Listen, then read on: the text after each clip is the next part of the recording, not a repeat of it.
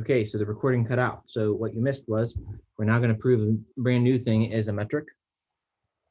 So dt is equal to 1 if x is not equal to y, and it's 0 if x equals y. So prove this is a metric. Proof. Okay, so we're actually going to do the whole thing. dt of x, y is greater than or equal to 0 by definition. Meaning by the definition of what dt is. 2, dt of xy is the same thing as dt of yx by definition.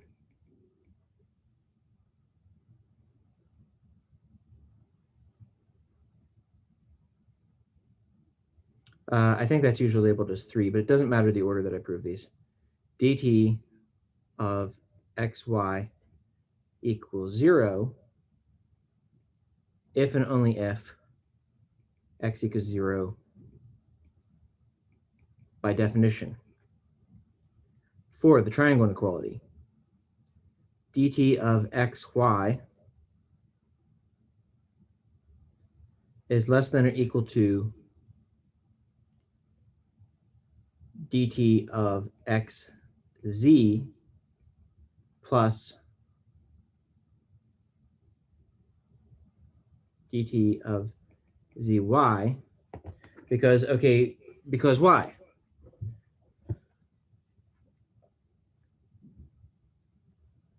By the fact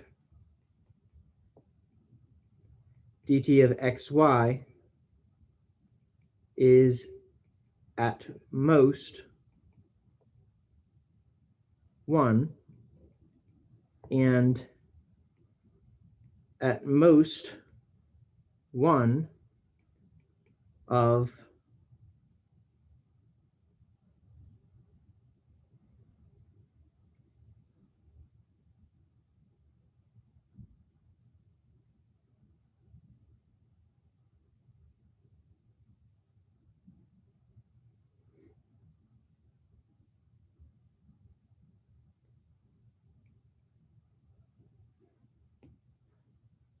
xz or zy could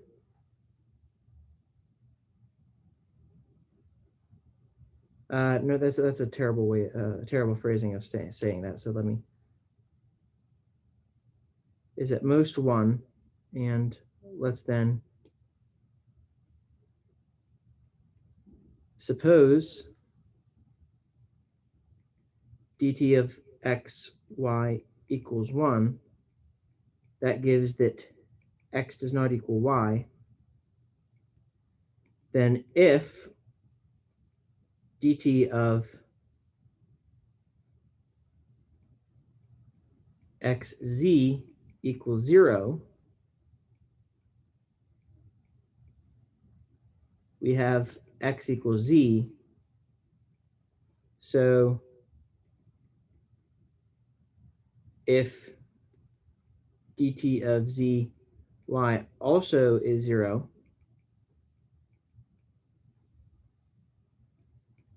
z equals y, which gives x equals y equals z. So dt of x y equals 0, a contradiction.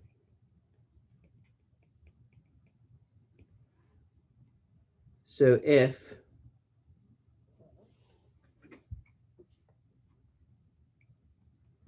dt of xy equals 1, at least one of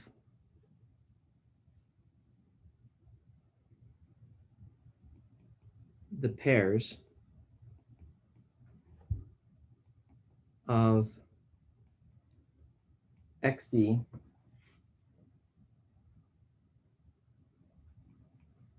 zy must have non-zero output of this potentially metric function. Thus, dt of xy is less than or equal to xz dt of zy. Done. Okay, well, now for this, let's look at how this measures distances. So let's compare some values on the xy plane and measure their distances in different ways. So here's the value of 1, 1. There's 2, 2, 3, 3.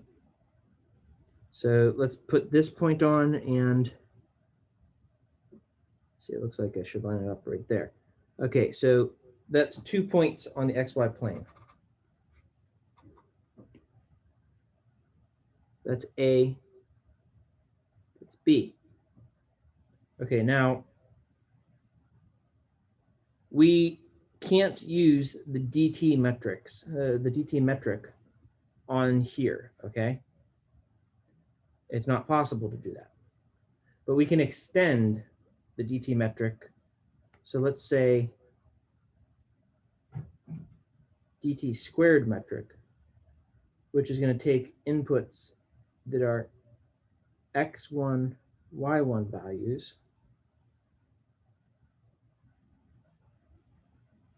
and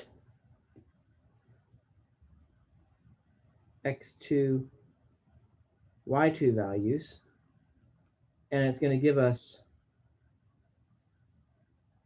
as being the sum of evaluating x1,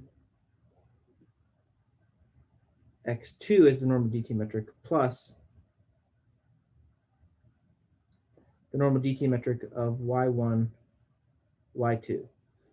So what that gets us is that if you are inputting the same 2 points, you get 0.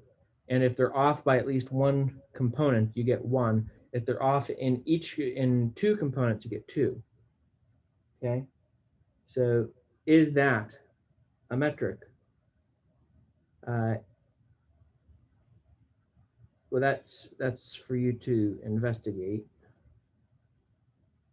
But the answer is yes. That is a metric, and you will have to look at why. Is that a metric?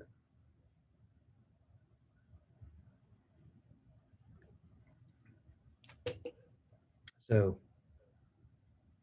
prove a metric, but let's go ahead and use the fact that it is a metric to measure some distances. Okay, well, right here, it's quite helpful for this value for me to sketch out these 2 lines. Now, each of these is of distance 2. That's of distance 2. Now, this line, which is the hypotenuse of the triangle that I've just drawn, that's the Euclidean distance. So that's the square root of 4 plus 4,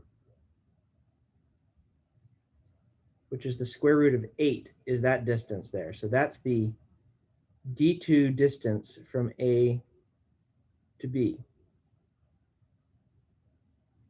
Well, how about what is that distance if we measure with a different metric? It's 2, which I think you'll recognize that 2 and 8, well, 2 and the square root of 8 are not the same number. And so as a result, that tells us that, well, that you can measure the distance in 2 different ways. And I'm now actually going to then give you yet another distance that we could use here. So let's call this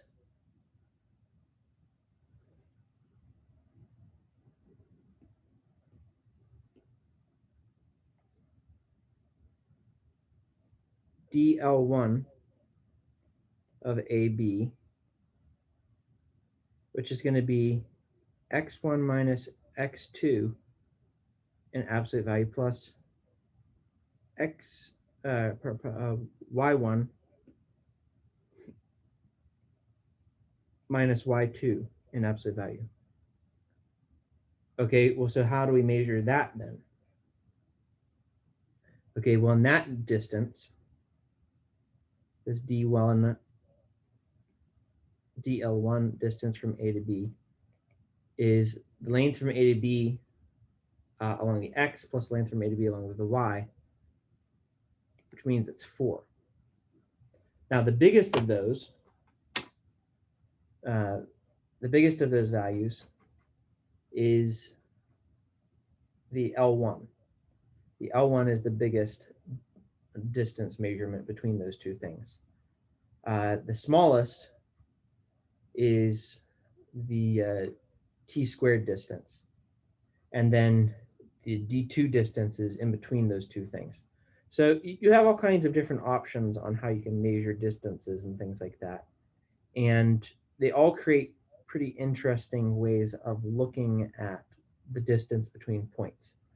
And that's just the point, is that when we say something like, what's the distance between here and here, we really have to be precise about it. And it matters how we define it. Okay, so next time, which is going to be Friday, what are we going to do? Well, next time on Friday, we're going to begin talking about what are called open sets. And that's going to be a topic we're going to need for entering into the final exam, is the idea of open sets. And it's a really lovely topic, and that's one of where I definitely want to save it for a live lecture. It's important that you be able to ask questions about that. But that concludes the specific introduction to metrics so that we can now use metrics. So have a good one. A little bit shorter, but that's because I talked fast while I was talking.